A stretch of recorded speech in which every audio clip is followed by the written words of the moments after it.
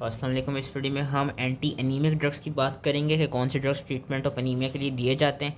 तो एनीमिया पहले होता क्या है? एनीमिया बेसिकली ये होता है कि जब आपकी जो हीमोग्लोबिन लेवल्स हैं वो लो हो जाएं। अब वो लो क्यों हो सकते हैं? या तो ये कहते हैं आपकी जो सर्कुलेशन है उसमें जो रेड ब्लड सेल्स हैं उनकी नंबर डिक्रीज़ कर जाए, या ऐसा हो कि जो total haemoglobin content per unit of blood volume वो डिक्रीज़ कर जाए। और एनीमिया के जनरल साइंस और सिम्टम्स क्या होते हैं? Fatigue, palpitation, shortness of breath, pallor, dizziness and insomnia. और हो क्या क्यों हो सकता है? इसके कॉजेज़ क्या हैं? क्रॉनिक ब्लड लॉस, कोई बोन मैरो एब्नॉर्मेलिटी हो गई, और haemolysis, infection, malignancy, endocrine deficiencies या रीनल फेलियर।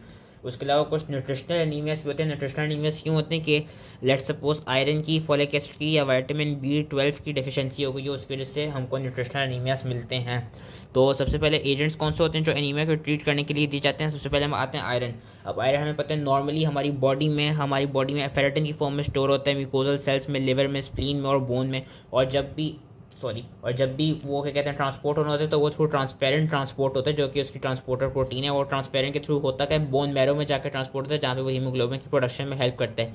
अब आयरन की डिफिशिएंसी कैसे हो सकती है कि या तो जो आयरन के स्टोर्स हैं वो डिप्लीट कर जाएँ, या आप सही इनटेक ना कर रहे हो आयरन की। उसके अलावा क्या कॉजेज हो सकती हैं कि एक्यूट या क्रॉनिक ब्लड लॉस हो गया हो, मेंस्ट्रुएशन की वजह से, या प्रेग्नेंट फीमेल की प्रेगनेंसी की वजह से आपका आयरन की कमी हो सकती है। दूसरा, अगर जो बच्चे होते हैं जिनमें एक्सीलरेटेड ग्रोथ हो रही होती है, जिनमें वो पीरियड आता है एक्सीलरेटेड ग्रोथ का, उनमें आयरन की कमी हो जाती है। तो जो आयरन डेफिशिएंसी एनीमिया के जो साइंस और सिम्टम्स हैं वो बिल्कुल एनीमिया की तरह होते हैं। उसके साथ साथ कुछ और साइंस एंड सिम्टम्स हमें क्या मिलते हैं कि soreness and cracking at the corner of mouth, koilonychia मिलता है। और जो आयरन डेफिशिएंसी एनीमिया के जो पेशेंट्स होते हैं उनमें एक पीका कंडीशन होती है। पीका क्या होती है कि उनको ये कहते हैं बर्फ़ ज़्यादा से ज़्यादा, मतलब बर्फ़ की भूख लग रही होती है एक तरफ से, वो बर्फ़ ज़्यादा से ज़्यादा खाते हैं, मट्टी खाते हैं, पेपर खाते हैं, पेंट वगैरह इस तरह की चीज़ें सारा ज़्यादा से ज़्यादा खा रहे होते हैं। उनको उन चीज़ों की ज़्यादा एक तरफ से लगन हो रही होती है, उसको हम पीका कहते हैं कि hunger for ice, dirt, paper एक्सट्रेक्टा। तो ये आयरन डेफिशिएंसी एनीमिया के पेशेंट्स में देखा जाता है। अब होता है क्या कि आयरन को, जो एलिमेंटल आयरन है उसकी जो नॉर्मल वो है डोज है वो ये है कि 150 to 180 मिलीग्राम्स पर डे। और आयरन को किस तरह ओरल भी हैं और कुछ पेरेंटल हैं। ओरल ड्रग्स कौन सी हैं? Ferrous sulphate, ferrous fumarate, ferrous gluconate, polysaccharide iron complex और carbonyl iron formulation. Versus parenteral कौन सी हैं? Iron dextran, sodium ferric gluconate, ferumoxytol, ferric carboxymaltose और आयरन सुक्रोस। और ये देखा गया है कि जितनी ज़्यादा डोज पड़ेंगे उतना कम आयरन एब्जॉर्ब होगा। आयरन जो एब्जॉर्ब होता है यूजली डुओडेनम से एब्जॉर्ब होता है, लेकिन अगर आयरन के स्टोर्स ऑलरेडी ज़्यादा होंगे तो कम आयरन एब्जॉर्ब होगा। इसके एडवर्स इफेक्ट्स क्या हैं आयरन देने के, या इन दवाओं के जिनमें मेन एलिमेंटल आयरन जो होता है उसके एडवर्स इफेक्ट्स क्या हो सकते हैं कि जीआई डिस्टर्बेंसेस हमें मिल सकती हैं, जिस तरह abdominal pain, constipation, nausea, diarrhoea और डार्क स्टूल्स इसका मोस्ट कॉमन एडवर्स इफेक्ट है। बाकी अगर हम पेरेंटली दे रहे हो तो उसमें हमें हाइपर सेंसिटिविटी और एनाफिलैक्टॉइड रिएक्शंस मिल सकते हैं। फिर हम आते हैं फॉलिक एसिड में। फॉलिक एसिड की डेफिशिएंसी की वजह से भी आपको अनीमिया हो सकता है। वो कौन सा होता है? वो यूजली होता है मेगाब्लास्टिक एनीमिया के। इसमें जो रेड ब्लड सेल्स हैं उनका साइज़ बढ़ जाता है।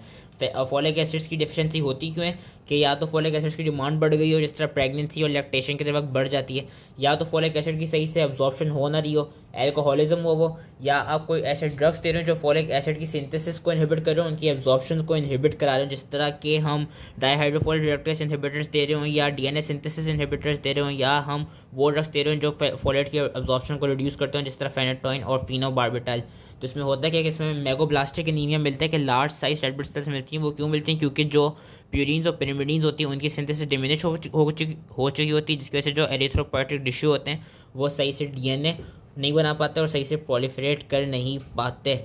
फॉलिक एसिड का याद रखना था। बाकी जो साइनोकोबालामीन है, जो हाइड्रोक्सोकोबालामीन है, बेसिकली विटामिन B12 है। विटामिन B12 की डेफिशिएंसी की वजह से भी आपको एनीमिया हो सकता है, उसको हम कहते हैं परनीशियस एनीमिया के। और डेफिशिएंसी ऑफ विटामिन B12 क्यों होती है कि या तो इसके अगेन लो डाइटरी इनटेक हो, या ये हो कि इसकी एब्जॉर्प्शन सही से ना हो रही है। उसकी हमें पता है एब्जॉर्प्शन के लिए इंट्रिंसिक फैक्टर की रिक्वायरमेंट होती है। अगर तो ऐसा कोई स्टमक में मसला होगा जिसकी वजह से जो गैस्ट्रोपैरेटल सेल्स हैं वो इंट्रिंसिक फैक्टर प्रोड्यूस ना कर रहे हो, तो उसकी वजह से विटामिन B12 की एब्जॉर्प्शन नहीं होगी। या कोई ऐसा मसला आ गया कि विटामिन B12 जिन रिसेप्टर्स पे जाके एब्जॉर्ब होती है जेजुनम में, अगर वहाँ पे कोई मसला आ गया तो उसकी वजह से भी विटामिन B12 एब्जॉर्ब नहीं होगी, और उसको फिर हमको परनीशियस एनीमिया मिलेगा। उसके साइन एंड सिम्टम्स क्या होते हैं? हैंड्स और फीट्स में आपको टिंगलिंग सी सेंसेशन मिलती है कि जिससे कोई पिन या नीडल चुभा रहा हो। डिफ़िकल्टी इन वॉकिंग, डिमेंशिया और एक्सट्रीम केसेस में हेलुसिनेशन, पैरानोया और शिज़ोफ्रेनिया भी मिलता है। इसका भी ये है कि इसको हम ओरली भी दे सकते हैं और इसको हम इंट्रामस्कुलरली या सबक्यूटेनियसली भी दे सकते हैं। ओरली तब दिया जाता है जब डाइटरी डेफिशिएंसी हो, और जब पर्निशियस एनीमिया हो रहा हो तो हम इसको इंट्रामस्कुलरली या सबक्यूटेनियसली देते हैं। इसका रैपिड रिस्पॉन्स देखा गया है, हाईली प्रोटीन बाउंड होती है and it maintains longer plasma level. Last जो आपका ड्रग आते हैं जो हम एनीमिया को ट्रीट करने के लिए देते हैं वो है एरिथ्रोपोएटिन या डार्बीपोएटिन और ऑल्सो इक्पोएटिन अल्फा। बेसिकली हमें देखा गया कि जब भी हाइपोक्सिया होता है तो जो आपकी किडनीज होती हैं वो एरिथ्रोपोएटिन को ज़्यादा से ज़्यादा स्टिमुलेट करते हैं, और एरिथ्रोपोएटिन का मेन फंक्शन यही होता है कि वो रेड ब्लड सेल्स की ज़्यादा प्रोलिफरेशन और डिफरेंशिएशन कराता है बोन मैरो में। तो अगर एरिथ्रोपोएटिन की डेफिशिएंसी हो जाए तो उससे भी एनीमिया हो सकता है। तो एक तो हमने खुद रिकम्बिनेंट डीएनए टेक्नोलॉजी के थ्रू एक एरिथ्रोपोएटिन बनाया जिसका नाम दिया गया इक्पोएटिन अल्फा, जो कि एनीमिया की ट्रीटमेंट के लिए दिया जाता है। और किन पेशेंट्स में एनीमिया के ट्रीटमेंट के लिए?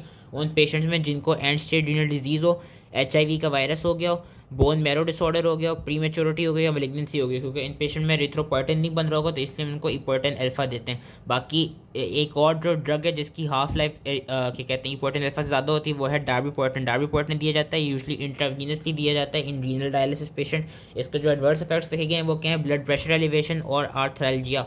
और एक चीज़ याद रखनी कि जो इक्पोएटिन अल्फा और जो डार्बीपोएटिन अल्फा है इनको अगर तो हीमोग्लोबिन की जो हमारे पेशेंट है उसकी हीमोग्लोबिन 11 से बढ़ने लग जाए या 12 से बढ़ने लग जाए तब हम इक्पोएटिन अल्फा और डार्बीपोएटिन अल्फा की जो डोजेज हैं उनको कम कर देंगे या कम्प्लीटली स्टॉप कर देंगे।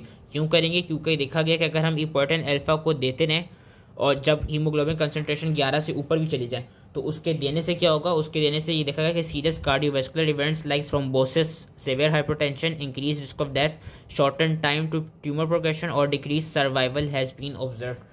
So that was all related to anti-anemia drugs. I hope easily समझ में आ गया। It's a very short topic and इसका भी यही है कि इसके लिए हम जो टेबल है टेबल पढ़ सकते हैं कि कौन सी मेडिकेशंस हैं, इनके एडवर्स इफेक्ट्स क्या हैं, कौन सी ड्रग इंट्रैक्शंस होती हैं। ये बेशक ना भी पढ़ें तो कोई मसला नहीं, एडवर्स इफेक्ट्स मेन चीज़ है क्योंकि इनका काम यही है कि इन्होंने ट्रीटमेंट ऑफ एनीमिया ही करानी है। So that was it. I hope easily समझ में आ गया हो। Thank you.